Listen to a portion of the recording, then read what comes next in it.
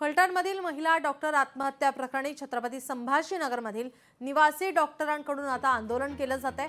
निवासी डॉक्टरांचे सलग दुसऱ्या दिवशी काम बंद आंदोलन हे सुरू आहे। अत्यावश्यक सेवा वगळता इतर सर्व सेवा या बंद ठेवण्यात आलेल्या आहेत।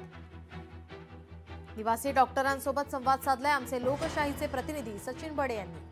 डॉक्टर संपदा मुंडे यांना न्याय मिळावा यासाठी छत्रपती संभाजीनगरमध्ये निवासी डॉक्टरांनी काम बंद केलंय आणि त्यासोबतच आता त्याचा परिणाम शस्त्रक्रियेवर सुद्धा जाणवायला लागलाय। डॉक्टर संपदा मुंडे यांच्या परिवाराला न्याय मिळायला हवा, दुसरं म्हणजे त्या घरच्यांना मोबदला मिळायला हवा आणि जी काही एसआयटीची स्थापना केलेली आहे त्यावर हे डॉक्टर्स जे आहेत ते संतुष्ट नाहीयेत।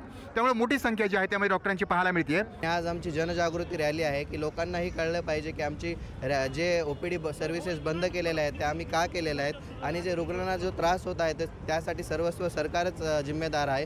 संपदाताई मुंडेंना लवकरात लवकर न्याय मिळावा ही आज आमची मागणी आहे। आज आम्ही ओपीडी सर्व्हिसेस बंद ठेवण्याचा आज दुसरा दिवस आहे। जर अजूनही याच्यावरती पाऊल नाही उचलण्यात आले तर आयपीडी सर्व्हिसेस आणि इमर्जन्सी सर्व्हिसेसही बंद केल्या जातात। कधीतरी काही पावलं आपल्याला उचलावी लागतात। हे आम्हाला सुद्धा खूप दुःखद आहे की आम्हाला हे पाऊल उचलावं लागतंय, पण न्यायासाठी काही गोष्टी आम्हाला कराव्या लागत आहेत। रुग्णसेवेवर ओपीडी सर्व्हिसेससाठी दुष्परिणाम जाणवेल, पण आम्ही आधी 5 दिवस संप केलेला आहे।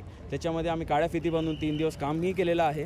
त्यानंतर आम्ही कॅन्डल मार्चही काढला आहे, पण एवढं सगळं करूनही सरकारने जेव्हा आमची दखल घेतली नाही त्यामुळे आम्ही ओपीडी सर्व्हिस बंद करायचं आम्ही पाऊल उचललेलं आहे।